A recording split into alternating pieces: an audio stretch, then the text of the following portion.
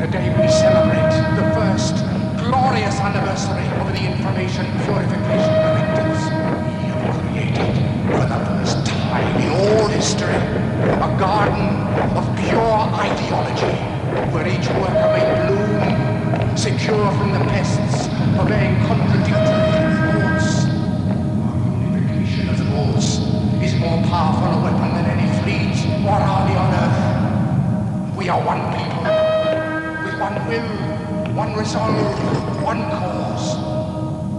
Our enemies shall talk themselves to death, and we will bury them with their own confusion.